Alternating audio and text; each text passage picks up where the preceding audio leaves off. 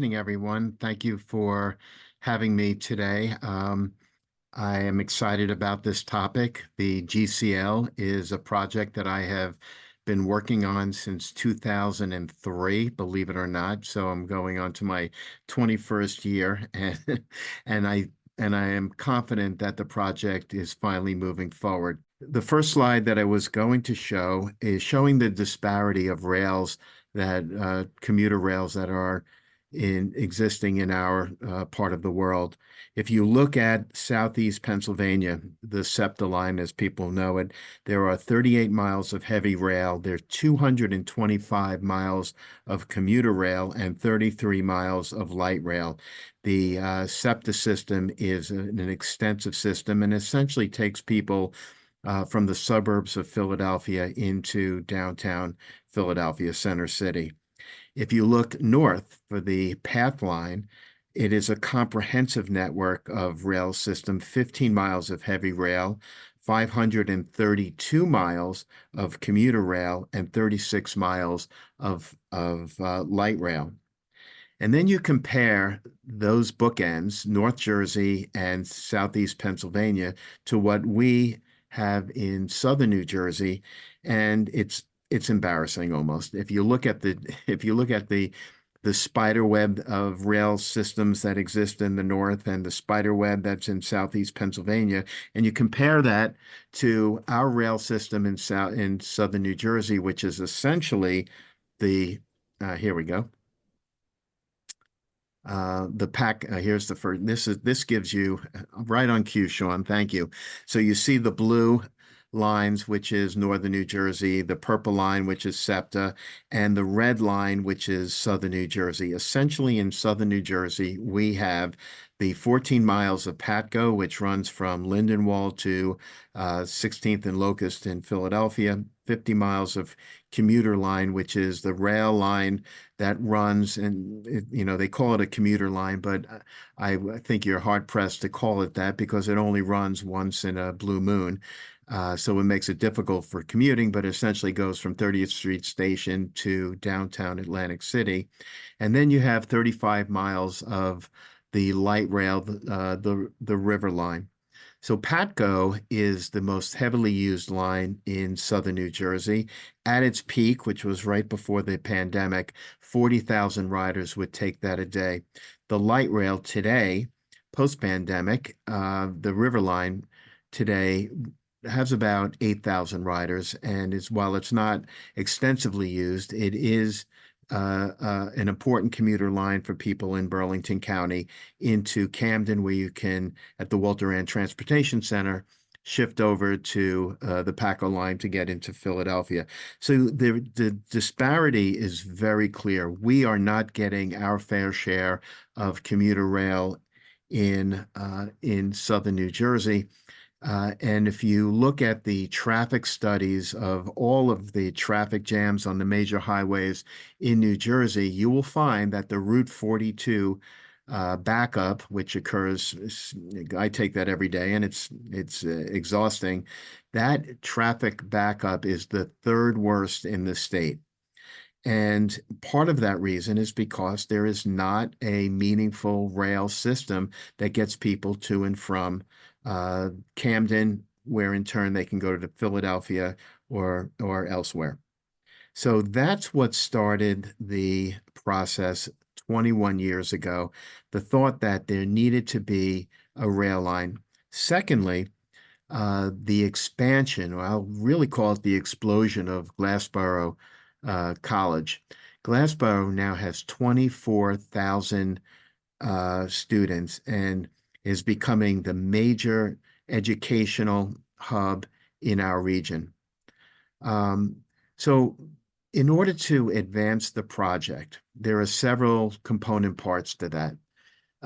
The state of New Jersey decided that the Delaware River Port Authority, which has the experience of maintaining and operating the PATCO system, that they would be best to oversee the preliminary engineering of this project. And initially, there was an alternatives analysis, meaning they were looking at different lines, where this line should run from Glassboro or Gloucester County. It was presumed by everyone before the study that the line would run down the median of Route 42.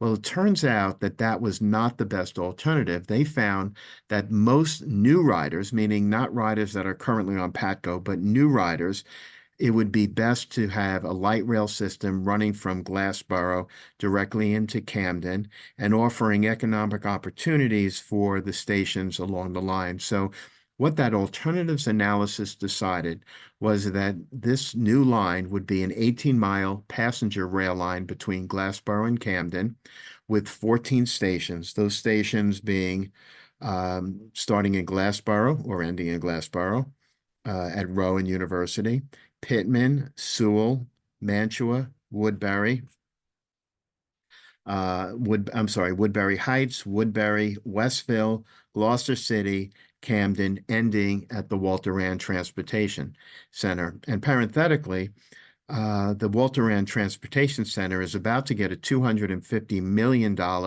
renovation, actually recreation, because they're demolishing the entire center and the block and building a new transportation center because so many people use that. And the current transportation center not only looks awful, but it's not a functional transportation center in today's world. Uh, so the alternatives analysis has concluded that there will be 16,000 riders projected by 2040. It extends the Philadelphia-Camden metropolitan area. Passengers can transfer either to Patco, to New Jersey Transit, or the River Line. In fact, there's been some talk that the River Line and the GCL line will somehow connect so that you can go from Trenton into Camden, where you can transfer to Patco or any of the buses, and then head to Glassboro. And what's interesting about this Glassboro line is that it stops at all the major education and medical hubs along the way. Next slide, please.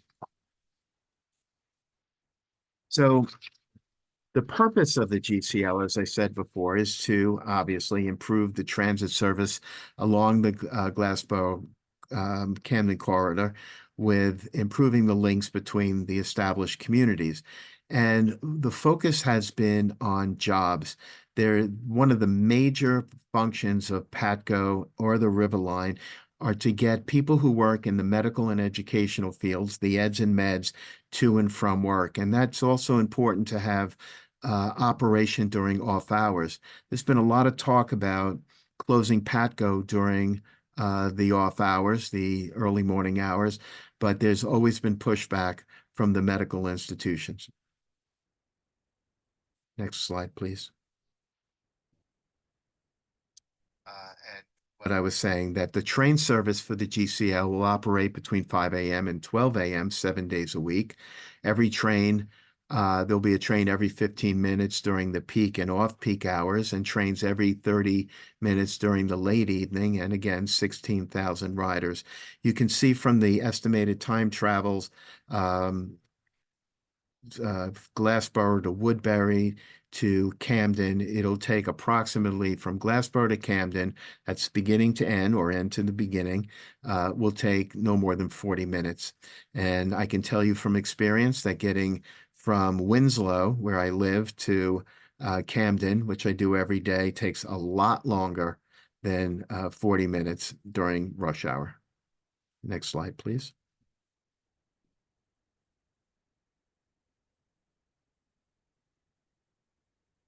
Here are some of the partners. As I said before, we have the Delaware River Port Authority has been charged by the state of New Jersey to manage and oversee the preliminary engineering. And if we can go to the next slide, I think this next slide talks about that. Well, before I get to that, let me show you some of the stations. These are renderings of stations along the way. Next slide. They're quick, they're clean. Um, and there's been a lot of talk. There are some referendums in towns that have, there are some people who have expressed disagreement with the line, and we appreciate that. And we listen to all of positions on, and what we've heard is that there's concern about sound as the trains approach some of the communities. There is the intent is to have quiet zones where you're not going to hear the noise of the train in residential communities. So I don't think that's an issue. Next slide, please. All right, so we started the preliminary engineering in October 2022. That preliminary engineering was paid for by the South Jersey Transportation Authority. And the goal was to have the DRPA and South Jersey Transportation Authority manage the preliminary engineering to get the project to 30%.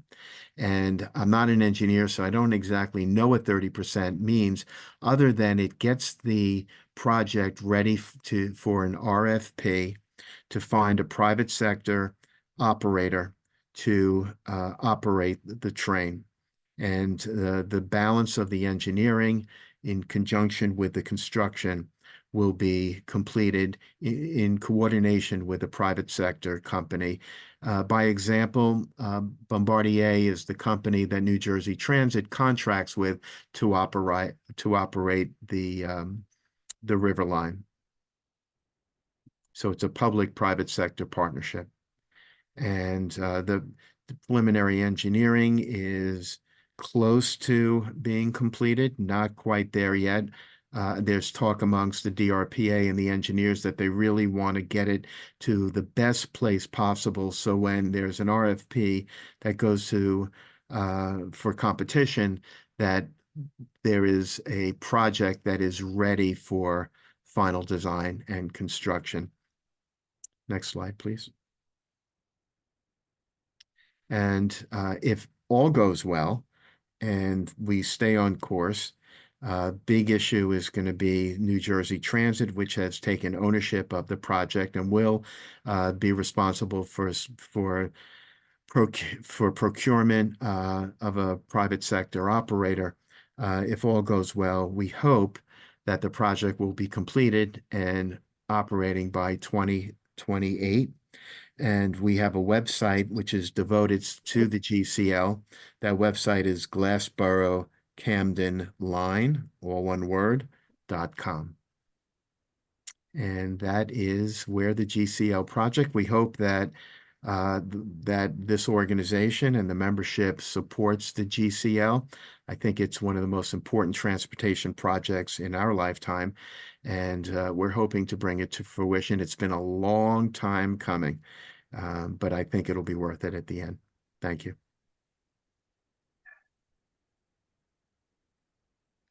If anyone has any questions, Francesca, I don't want to take up more time than I've been allotted, but if anyone has any questions, I'm here. Or I'll give you my email address. The commissioner address is something that I log into personally and respond personally, and that is Jeff, Jeff, Nash @CamdenCounty.com.